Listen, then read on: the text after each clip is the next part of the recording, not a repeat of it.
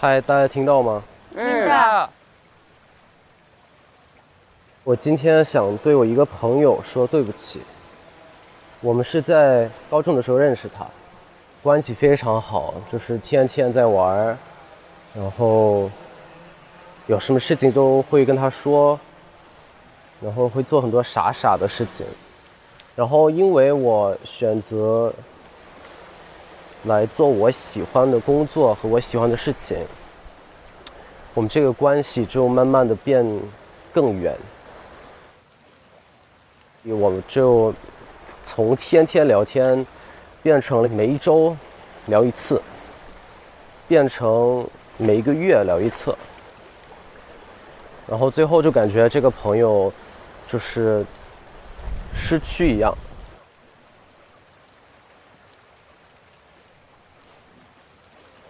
所以我想对他说，他是一个非常好的朋友，但是我对不起，我没有好好的保持我们这个关系。然后最后我想说，每一个相遇友情都要好好的珍惜，然后一直保持你对未来的期待。谢谢大家。很触动。我觉得家人是每个人的软肋，这个不是很难去触碰的部分。我想说，妈妈，对不起。我记得10岁的时候，那时候我们很贫穷，从一个很小的城市来北京上学，我们都是坐的长途公交汽车，1天1夜的时间才可以开到北京。我想跟你说，对不起，是我太不懂事了，对不起，我给你带来了很多的压力和痛苦。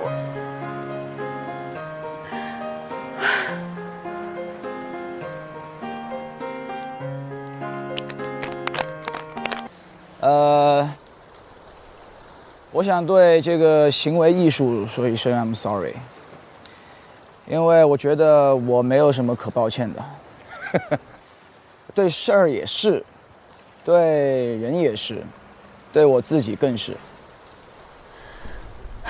就是我是一个不留遗憾，也是一个不把遗憾放心里的人。我觉得在事儿上做得不好，或者是有遗憾的时候，那我下次就更努力的去做就好了嘛。如果对人有抱歉，那我一般都当场就道了。就算当场不到，现在这个讯息化非常发达的时代，也有非常容易的机会跟人道这个歉。对我自己，我觉得我好像做的还挺棒的。对，我一直比较自信啊，所以我就觉得吧，至少我现在24岁的这个年纪，我觉得要去和自己和解，也要学会去和别人和解。不知道今天大家有没有看到，就是我们背后这个天空，好像今天就是乌云会多一些啊，但是我刚刚的感受是，即使这个今天有乌云，但是那个乌云缝里面的夕阳依然很灿烂。谢谢。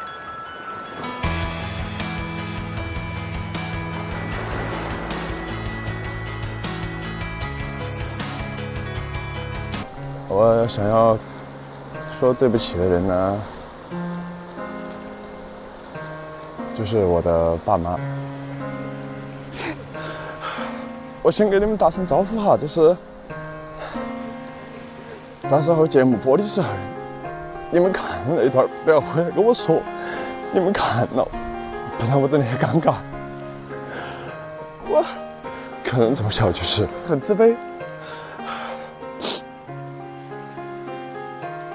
前几年我回来了之后，你们俩会把你们俩平时睡的那个大床给我睡，然后自己搬到那个小床去，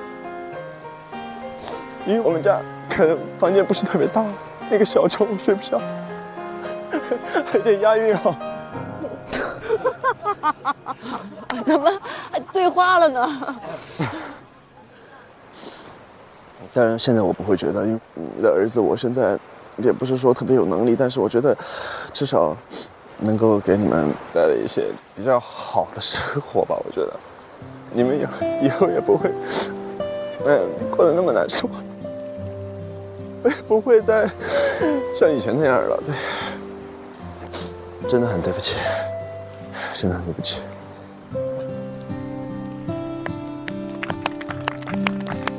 哎呀，想说，其实我挺想给自己的青春说个对不起的，对不起，没给你一个明亮、多彩、自由又放肆的青春吧。因为我也不知道为啥青春期你那么没有安全感，你总是渴望自己特别合群儿，总是渴望跟大家在一块儿，但你发现你即使跟他在一块儿，你也不安全。你当时每次跟大家在一块儿走路的时候，你就特别担心自己鞋带要散了，因为你不敢蹲下来系鞋带，因为你不相信大家会停下来等你。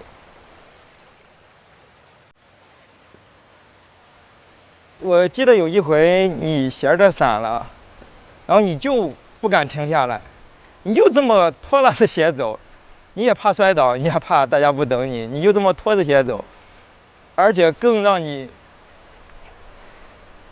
你感到忧伤的，可能就是你看到明明你身边的人有人注意到你的鞋带散了，在那散着，却大家都装作没看见，也没有提醒你，也没有说要等你，就这么往前走。你的青春好像就这样，拖着鞋带，散着的鞋带的鞋，就这么小心翼翼的看着别人脸色的，就这么过去了。但是你也确实，自从那次鞋带散完之后，跟大家走完之后，你也学会了，你学会了如何快速的系鞋带，你现在3秒就能系上鞋带。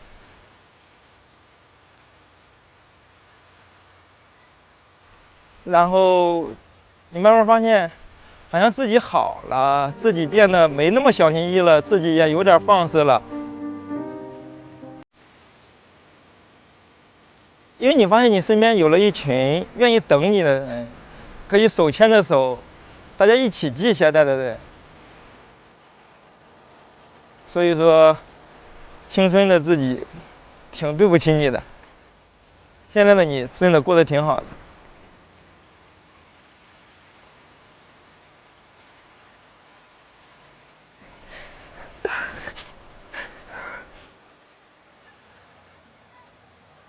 哎呦，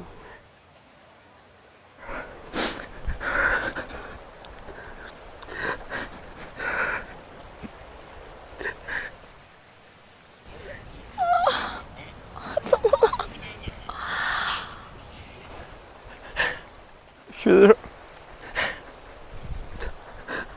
就希望你挺住吧，因为有好多朋友，好多朋友，鞋带都散了。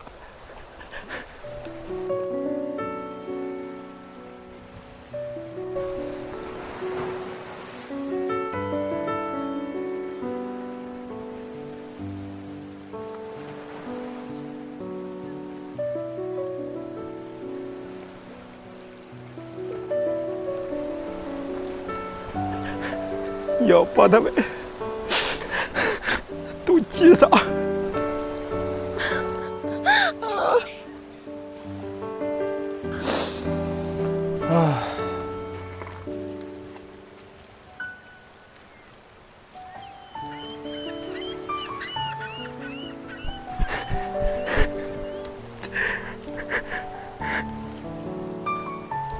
谢谢大家。哎呀，真好！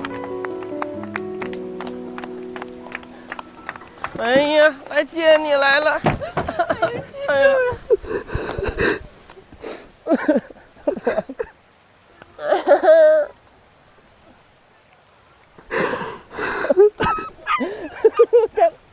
行了。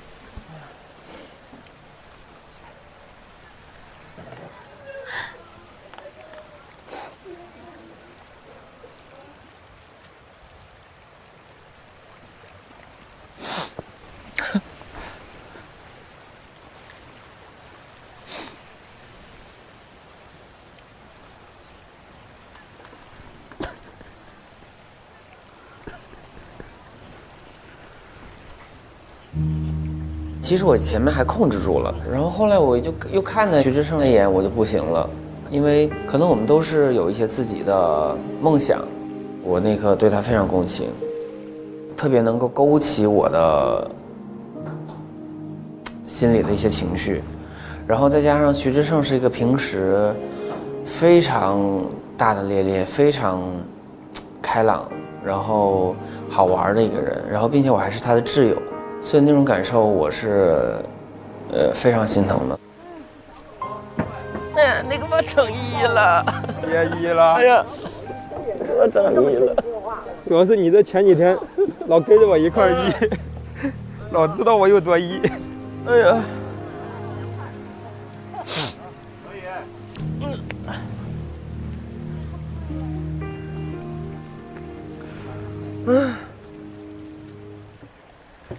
能听到吗？听到。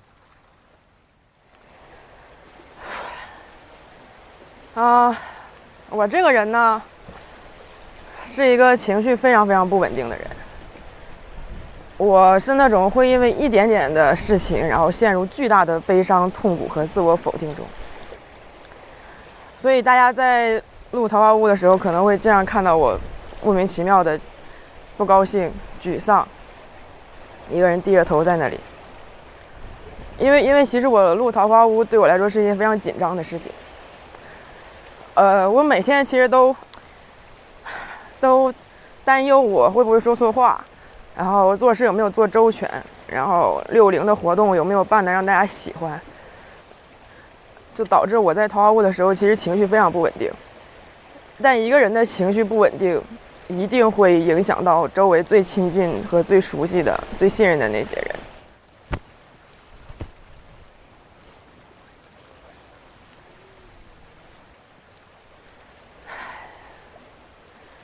首先，我其实很对不起650的朋友们，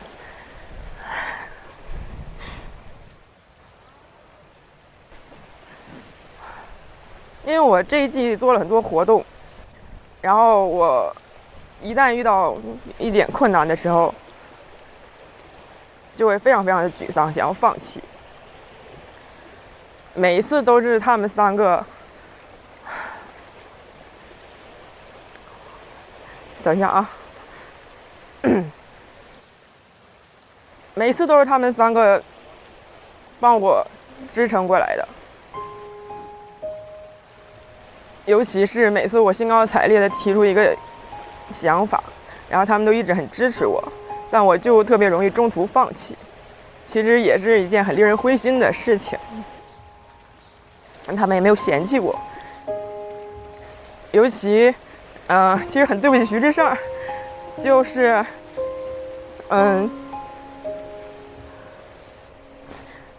有一天那个中午的时候，然后志胜在那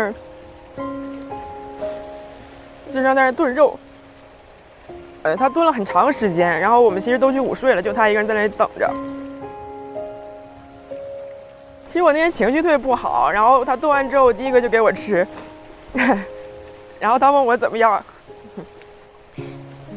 然后我就因为情绪不好，我就说还行吧，但其实非常的好吃。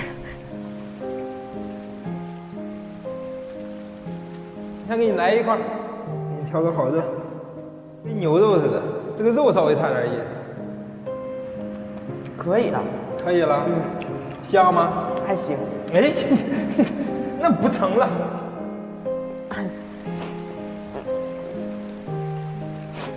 然后可能因为我在这种情绪下，导致很多650的活动做的也没有那么的好。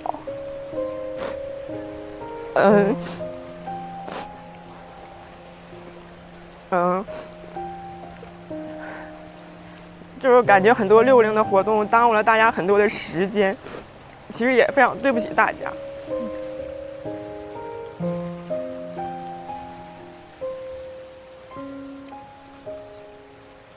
然后，就是我每天在桃花坞晚上都睡不着觉，因为我特别焦虑。然后有一些朋友，我每天晚上会陪我聊天。我每天晚上跟他们发微信的时候，会把我这一天的不安和焦躁都迁怒于他们，都发泄给他们。他们承受了很多本不应该承受的辱骂和嘲讽。我之前在网上总看到有人说，你要跟有能量的人做朋友。其实当时我看到这种话，我特别绝望，因为如果大家都跟有能量的人做朋友，那谁会愿意跟我这样的人做朋友呢？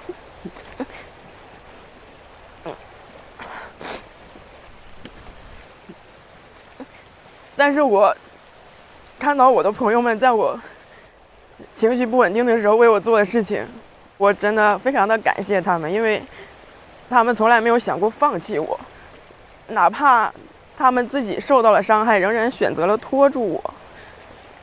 可能我不是一个非常好的朋友，但是你们都是，谢谢。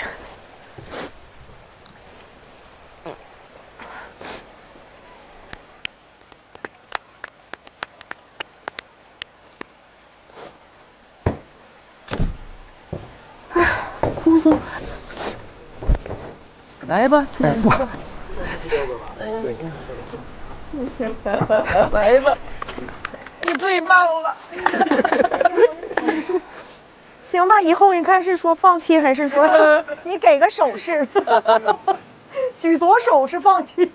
但我那个肉我确实挺伤心。这跟那个肉确实挺一般，太好吃了。每个人的能量是不一样的，不一定是只有快乐的人，不一定是只有非常开朗的人才是有能量的。那你的能量可能是你的能力，或者是你的智慧、你的想法，其实都能带给身边人很多能量。其实都没有觉得他有什么对不起我们的地方，很心疼。其实雪琴是一个非常在乎大家情感的一个人，但是呢，他这个人又非常善于的伪装，他很少会让人看到他内心的那么温暖，把你给击溃了啊！对，他传递一下挺善良，要传递一下，怕你拦得不着，他又不好意思。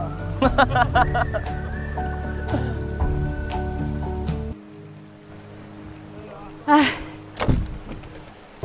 能听见我说话吗？可以。就是虽然每一年都有这样的一个活动，但每一年我都是同样的紧张。然后我就说，我实在是想不出来，那我就对巧克力说吧。巧克力就是我的小狗。但是我就听到前面就是大家说了那么多，让我很感动。然后呢，我就临时改了，就是我现在还有点不好意思说这个对不起，因为这个人呢很有意思。我认识他的时候呢，他的普通话非常的不标准，所以呢，他和我对工作、对内容很多东西，我觉得我都不太能听懂。但他现在普通话已经练习得很好了。这个人呢，就是我每一年都会在一个固定的时间里连续跟他见面，已经3年了。然后呢，他从《桃花坞》第1季、《桃花坞》第2季到现在的《桃花坞》第3季，都是他带我。他知道我很喜欢吃零食，所以我每一次我们见面的时候，他都会给我买很多零食。我知道在他心里，我们不是单纯的工作伙伴，他又把我当成朋友。但是我觉得可能正是因为我们平时接触中就是一直是以这种朋友的身份，所以我们突然又一起工作，我会觉得就是很不适应。我会觉得再加上我最近又学会了新词，就是不要 push 我，所以我就昨天我就对他说了，我就说你不要再 push 我了，我说请在我录节目的时候不要再给我发微信了。他做到了。我是前天晚上跟他说的，他昨天到今天一个微信都没有给我发，然后我就觉得很不习惯。然后呢，我就觉得是的，我就觉得对不起，龙玉林。龙龙。其实如果是我正常的风格的话，像是去年的那个稿子，我觉得我都准备了3-5天，然后背下来去说。但今天这个我真的是临时说的，所以我现在就是觉得我的头脑很乱，我也不知道就是剪辑会不会帮我剪好。不打乱，还挺清晰的这思路。每个板块挺分明的。我觉得，我就是觉得，别笑了，很紧张的。我不想让我的对不起就是说不出口，让我自己充满遗憾。我觉得 I'm sorry 其实就是等于 I love you。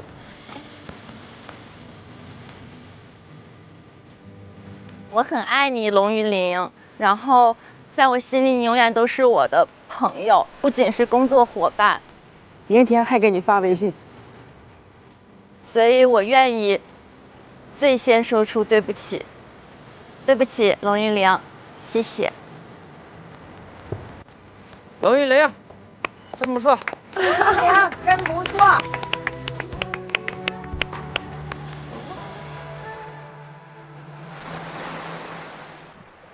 哎呀妈呀！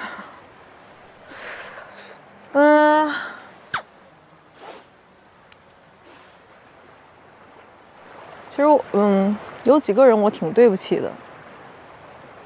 我在第2季的时候，忽然间感觉自己多年的那种没有的逆反，因为我感觉我青春期都没什么逆反，我是特别听话。我说那种逆反心理我就上来了，我说我要做自己，我有个性。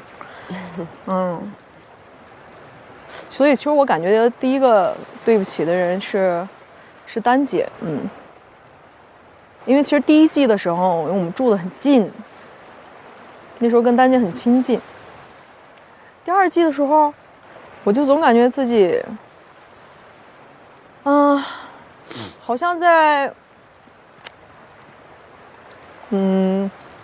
疏远你吗？是。然后我就安慰自己，我说，哎，我说那个他这么多年轻人跟他做朋友，不缺你一个。对，也不会那个，哎，想到你这儿不会想那么多，你就做自己啊。其实我现在回想起那时候，我根本就不知道自己是谁，我还在那做自己。尤其那个咱那个热搜出来之后，我更不敢离你太近了。然后就那一阵儿，我发生了很多事情。然后丹姐有一天晚上给我发了微信，我当时就躺在床上，我呜呜哭，我特别后悔，因为丹姐她记得我，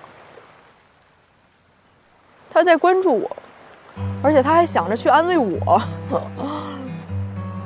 所以我很愧疚，很对不起。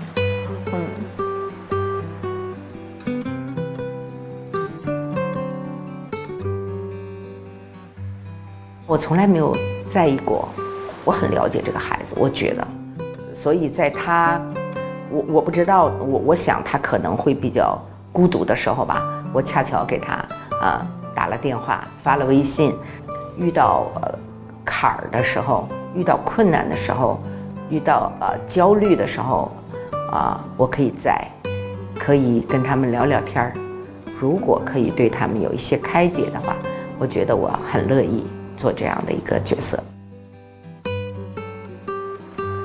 然后呢，还有第2个对不起的人，哎呀妈呀，太多了。去年。也是因为《桃花坞》录完嘛，那阵儿其实状态很糟糕，我那阵儿还要搬家，因为我在上海租了一个房子，但是当时我又在拍戏，我不能回去搬，我就让我的同事，我说你回去搬吧，我说你就把我的衣服都寄回家，其他的东西呢？你就看着处理吧。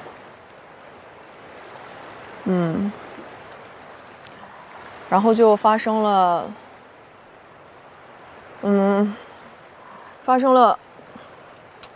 就是派派送给我们那个专辑的事情。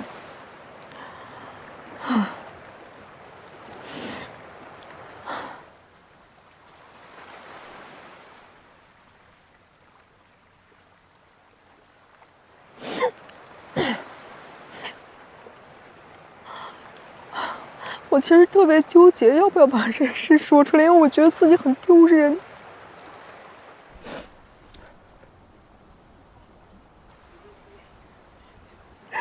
我觉得自己这是真正的是伤害到了别人。没事儿，对不对？对，没事。我一直就我觉得原谅别人很容易，原谅自己真的很难的。就是相当于从那一天开始，我每天都很受煎熬。就是哎呀，就我特别后悔，然后，但是哎呀，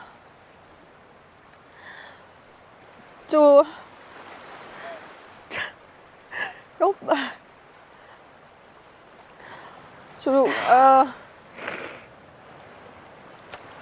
太痛苦了，我就真的很对不起，真的很对不起。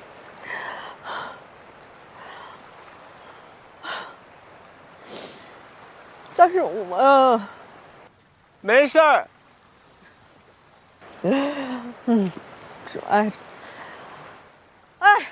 就是真的很对不起对不起，哎呀，我真的很对不起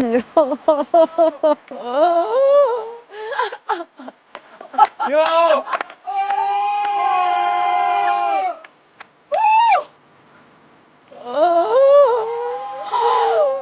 真的，我会，我长记性了，真的很对不起。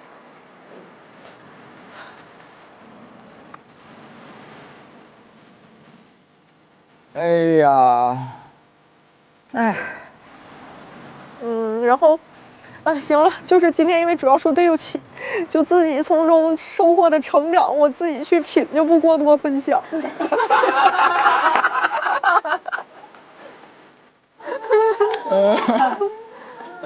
哎呦我的妈呀！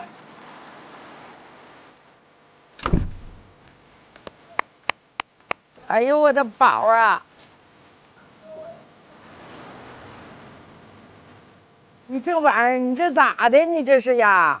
我一点也没生气呀。问题是，对不起。我觉得对我来说，更多的是一种勇敢吧。小王。小王帅。小浪去年承受了很多的压力嘛，然后也听到了很多声音嘛。现在他选择重新出发，并选择直面这些声音，直面这些压力，也是一个非常非常勇敢的一个行为。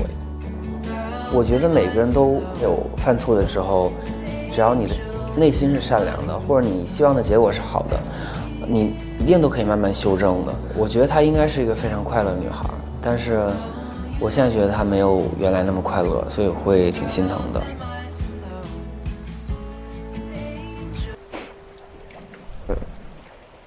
我想跟我的爷爷说对不起，因为在我爷爷过66岁大寿的时候，然后我因为当时自己很叛逆，然后离家出走，然后全家人都在等我吃饭，然后我妈妈给我打了很多电话让我回家，可是我就是因为当时的叛逆吧，没有回去，结果我爷爷的那个大寿的照片上，在全家福上就没有我，这是我觉得一个非常遗憾的事情。我很感谢我的爷爷，从小每个星期都会背着电子琴，然后送我去学弹琴，然后送我回家给我做饭，然后每天给我5毛钱零花钱。我觉得这个事情今天可能就在这里说了，也不会让我觉得有多么释然吧。我觉得怎么样才能把对不起转化为对得起，这才是有意思的过程吧。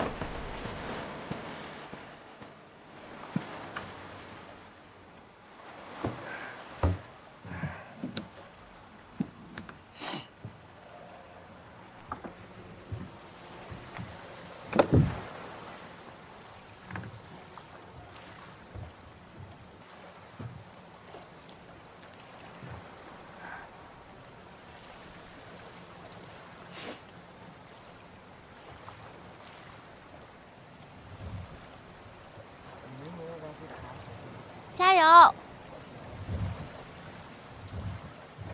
我看见这个牌子上写了“安全出口”，是我从这儿出去就安全了吗？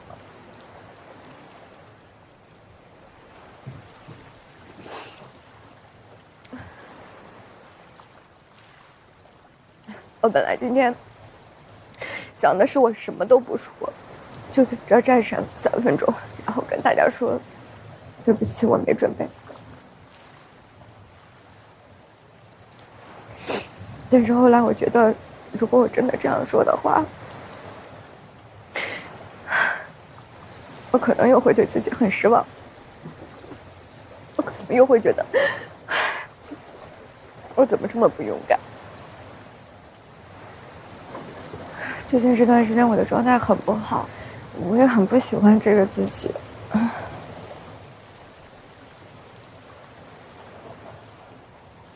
我也很对不起我的朋友，我没事儿，依然。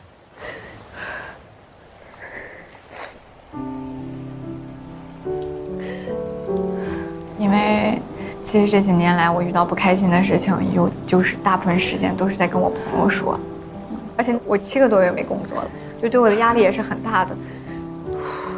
我觉得我也挺对不起弟弟的吧，因为我也跟他说了很多这种不好的情绪啊，就是一直疯狂接受我的负能量。我觉得小宋最近他的状态不是很好，但其实就是这个语言上的这个安慰可能起不到什么太大的作用。但当时我就突然想到，我说，哎，让小宋来感受桃花坞。在我的心目中，桃花坞是一个非常能够治愈人的地方。我觉得说不定对他们也是一个很好的帮助。我跟你说，桃花坞超级美，到时候去了，你一看到那景你就放松了，宋依然。好。你现在咋样？感觉还行吗？还可以。是吧？你就把它当成咱这现在在自驾游就完了。对。宋依然。啊，我来了。没事，出来玩一下你。行吧，走吧，咱泡茶去吧。啊，我也想喝茶。去啊，你跟他们去呗。你去呗。你跟我去吗？我一会儿过来找你吧。行。去吧。我去了。去吧。放心，交给我吧。去吧。啊，宋依然跟我女儿一样的，我的 hell。那显得我有问题吗？没有问题，你别老想着就是什么这个有问题那个问题，你干啥说啥做啥都没有问题。我其实不想让大家看到我现在是这个状态的，但是我又不知道该怎么做，我现在只能往前走，然后看。对不起大家，耽误大家这么久的时间，这种感觉，就是我真的很想逼自己，或者是能敞开心扉说点什么，大家都在等我，我越想说点什么，我就越说不出来。我本来以为我看到海可能会很放松，听了大家说这么多，我会很放松。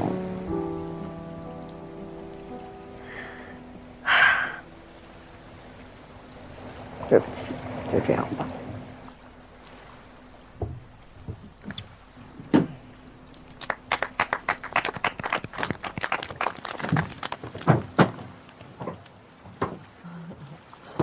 争气。没事。争气啊，没事，老争气了。回家吃冰棍儿啊！回家吃冰棍儿，回家。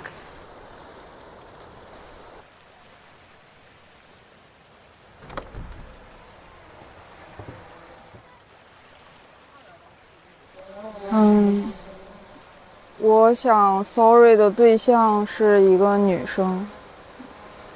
我们那时候上初中，然后突然有一天，有几个同学就创造了一个游戏，就是谁也不能靠近那个女生，谁靠近了就会被当成一个倒霉的人，就会遭到愚弄和嘲笑。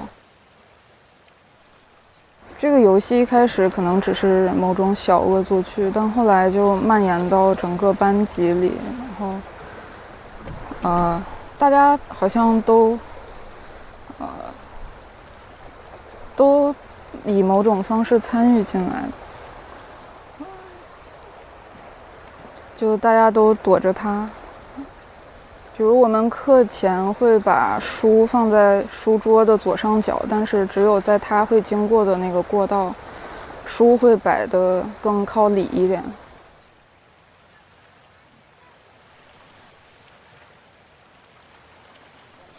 我是一直没有参与这个游戏的，我只是照常的上课和下课，但不知不觉的可能为了避免某种争论，当他主动找我说话的时候，我也不敢大声地回答他，怕别人发现我们是朋友。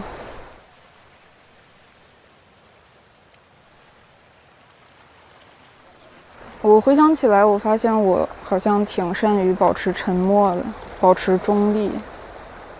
但当有人受苦的时候，沉默未尝不是一种懦弱。但我并不是说所有的沉默都是错误的，可能在一些情况下，沉默是一个人必要的生存策略。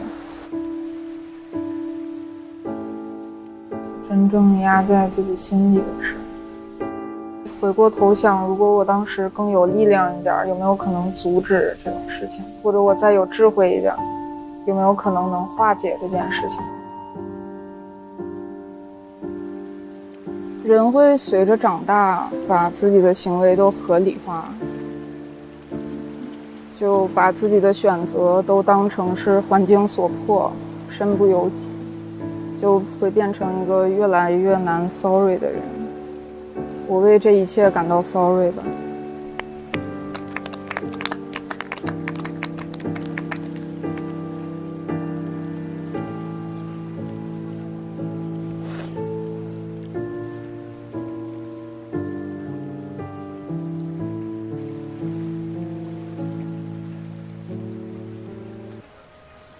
大海你好，又来了，又要给大海说了。今天我要跟对不起说一句对不起，希望在以后的生活里，我可以越来越少的说对不起。首先，请大家跟我一起来玩一个游戏，请大家闭上眼睛。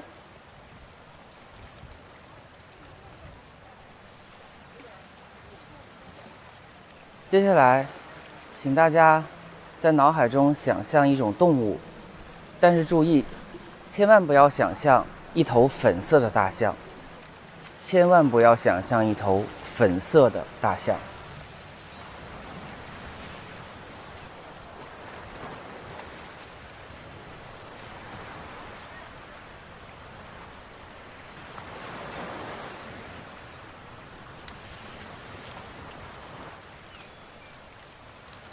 好了，游戏结束，大家可以睁开眼睛了。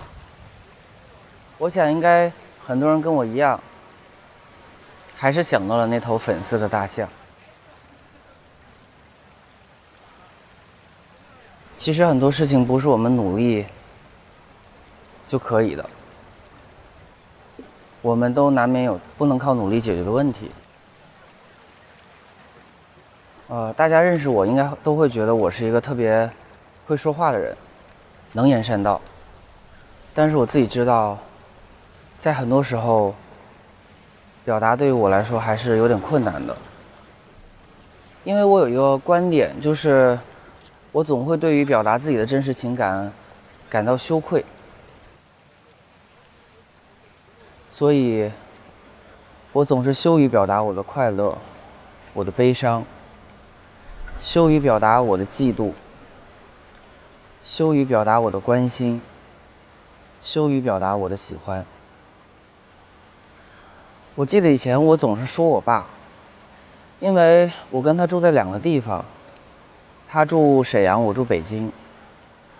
但是有的时候我出差回家，我发现家里的客厅的电视是亮着的，然后他在客厅看电视，或者有的时候我在家里看电视，突然这时候有人推门进来，应该就是他。所以我老说他，我说你能不能来看我之前先跟我沟通一下，好让我们俩都更从容一些。但是后来我也知道，可能有些表达对于一个爸爸来说的确挺难的。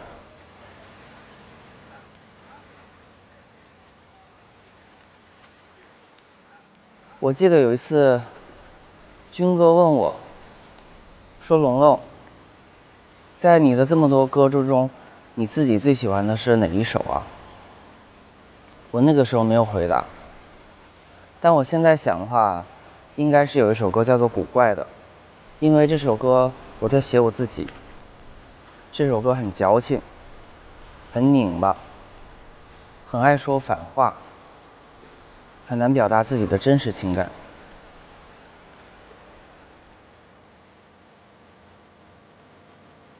所以希望我的表达可以越来越好，不用对别人说一句对不起，也不用对自己说一句对不起。谢谢大家。桃花坞是个非常奇妙的地方，它让我感觉每天都成长很大。融入了这个集体生活，我是很担心、很焦虑的，因为没有集体生活的经验。就像今天我穿了一个黄色的裙子，就感觉自己很没有集体观念。对不起大家，我又犯错了。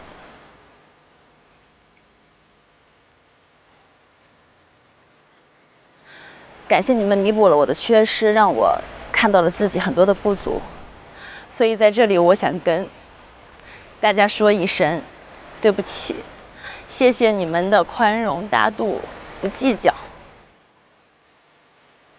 从此我会努力的改变自己。知人者智，自知者明。我希望以前的汤金妹能跟现在的我说一句对不起。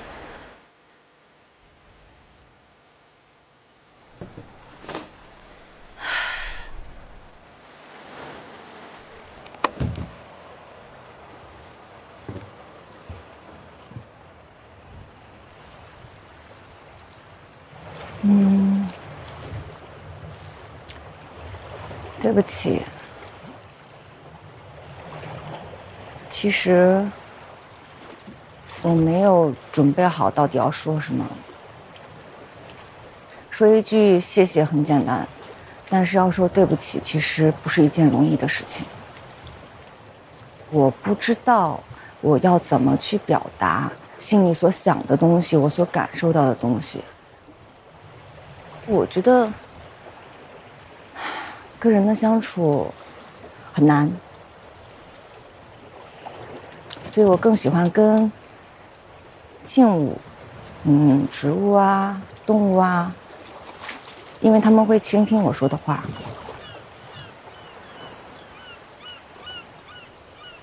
然后哪怕有一点点小动作，哪怕被风吹得动了，我都会觉得他们给我反应。所以不管是我的感谢还是我的抱歉，我可能更倾向于用行动去表达。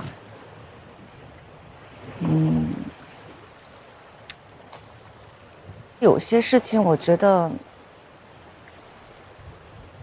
真的特别想说对不起的对象，他可能已经听不到了。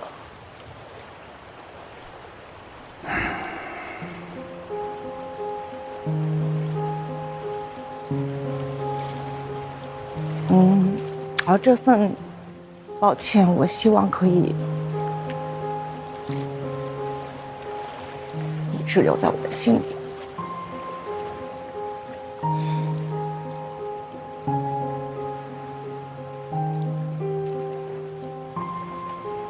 它可能对我来说是一种安慰，也是一个念想。也可能是继续下去的动力吧。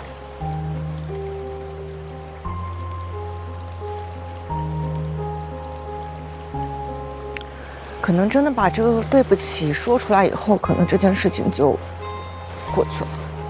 有些事情，我觉得还是不过去了。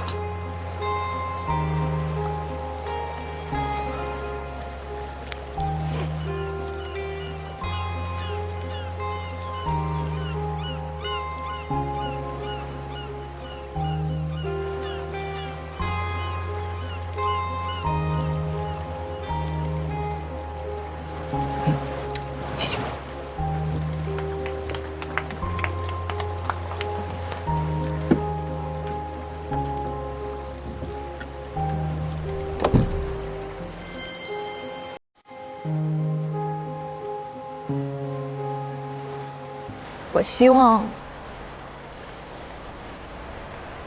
我可以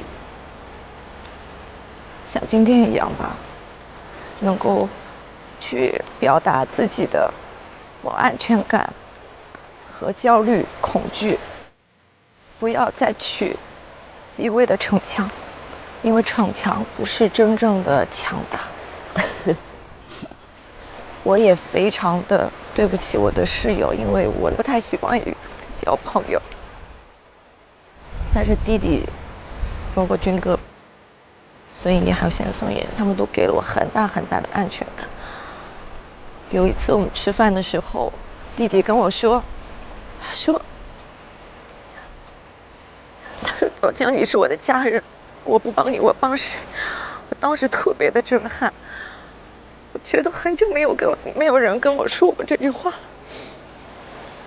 所以我非常的感谢他们。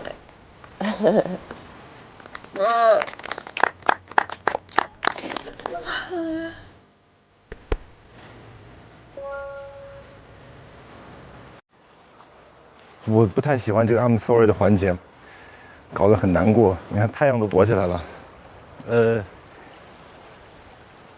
我对不起的这个对象呢是我爸。这种我受不了这种。就是如果就是在家里啊，当着面如果看到他，肯定不会说的。我觉得这辈子都不会说这句话的。什么对不起啊，我爱你啊，谢谢啊，那种肯定都说不出口吧。我记得在3岁大概到7、8岁的时候，我其实最亲的人就是老王你啊。印象最深的是大概5岁的时候，你骑着自行车，然后骑了1个小时，把我带去动物园玩。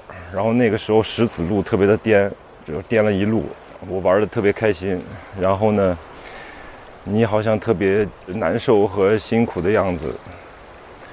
也是在那天我知道了一个词儿，叫做痔疮。然后到10来岁的时候，你那时候下岗了，然后当时就没有工作了，我妈就在努力的做一些小生意。我当时突然会有一种就是，我爸爸怎么不行了的感觉呢？然后似乎就开始跟妈妈走得特别近，然后跟你就特别的远。再后来你去找了个夜班巡逻的兼职，天天巡逻到早上再回家，其实挺辛苦的。等我读大学之后，基本上很少回家，然后跟你的交流就更少了，因为你永远是家里最沉默的那一个人。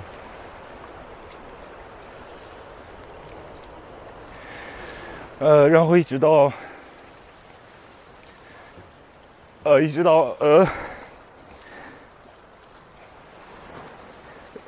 就是妈妈去世之后，我似乎就再也不跟你说话了。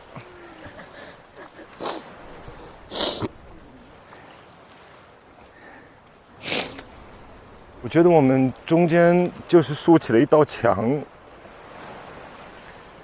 我多少带着一些恨意吧。我觉得你是不是没有把妈妈照顾好？今天跟你道这个歉的原因，首先是因为我当着你的面，我肯定说不出来；二是因为我现在也是一个父亲。然后，当我自己成为父亲之后，我发现，这件事情好难呀。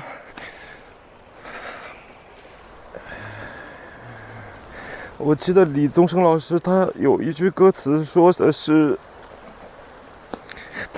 ，2个男人终其一生，可能只是长得像而已，幸运的成为了知己，不幸的成为了甲乙。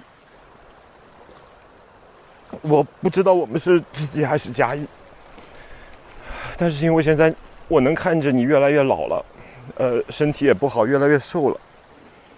我知道你会通过看节目的途径听到这段话，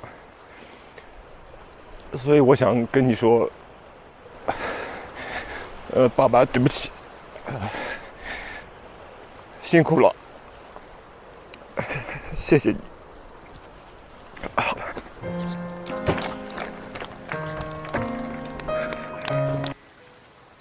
Hello， 会忘记，会过去。这个世界包罗万象，这个世界无比的复杂。我们的任何一次 I'm sorry， 大部分都会变成我们的遗憾，但是每一个遗憾其实也都会变成一个故事。Sorry 会变成 story， 留在心底里，带着遗憾生活，一步一步往前走。面对它，观察它，有一天，可能你想记住的记不住，就过去了。像弟弟刚才说的，他没有遗憾，我有很多遗憾，很多再回头去看，已经忘了，只是似乎记得还有那么点事儿。带着遗憾走吧，不管是爬上山顶，还是就在路边看风景，都是很美好的回忆。谢谢。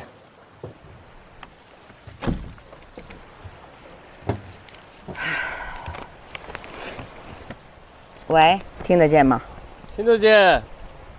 亲爱的，我要对你说声对不起。前2季的我时常会孤独，觉得孩子们有时候不懂我，我也弄不懂他们。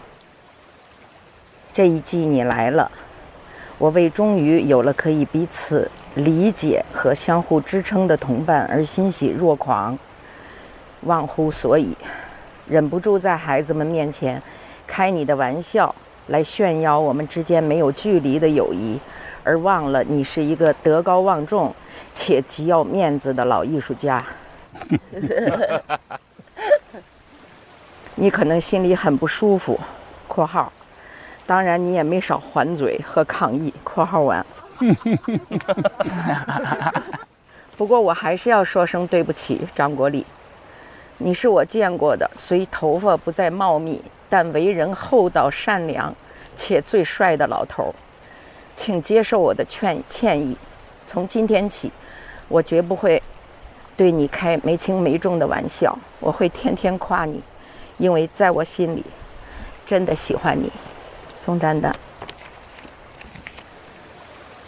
我再补充一句，我要对龙龙和雪琴说声对不起。那天晚上我很孤独，很敏感，很刻薄，我写了那个微信，写了那句非常刻薄的话。我今天想告诉你们，你们的聪明值得炫耀，你们很了不起。对不起。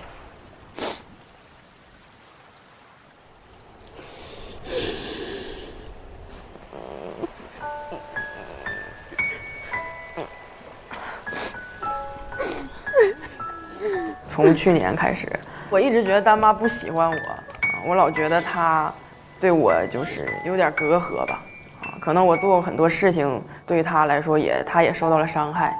这个事儿在我心里都1年了，然后她这次突然说给我俩道歉的时候，我感觉那一刻所有的关于我跟她关系的那种不安和委屈就都释放了。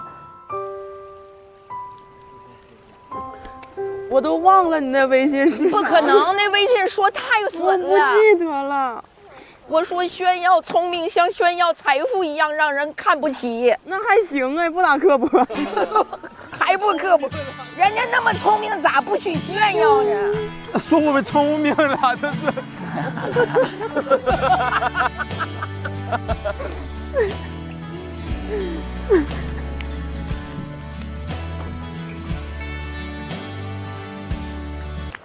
到我了。哎呀，最美不过夕阳红。哎呀，哎呀，哈哈哈。你别对我说对不起啊。啊，我自己选择了最后一位，是因为我想给你们一个不一样的结束，就是我什么也不说。我选择最后也有一个想法，就是刚才王鹤棣说的，我觉得晚霞的余晖才符合我这样的一个年纪。老伴儿，我原谅你了。你是唯一一个把我差点说落泪的人。我可能是真正的今天没有做任何准备的一个人，因为我这么大岁数了，我心里那一扇门，哪是身后的这一扇木门呢？早就已经尘封的刀枪不入了。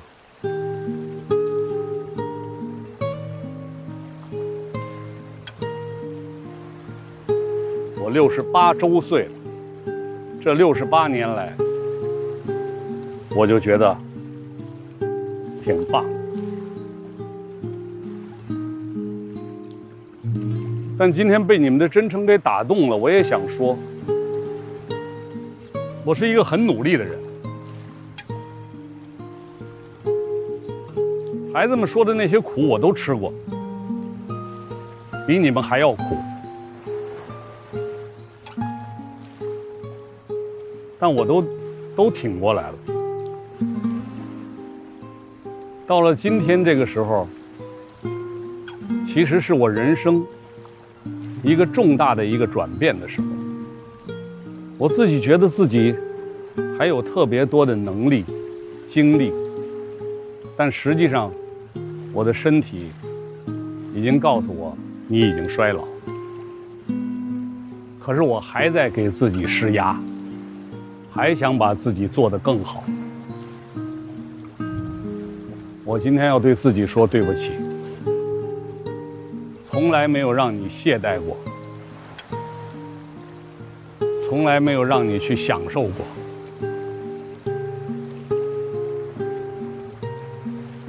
我放过你了，你以后顺其自然。做一个好老头吧。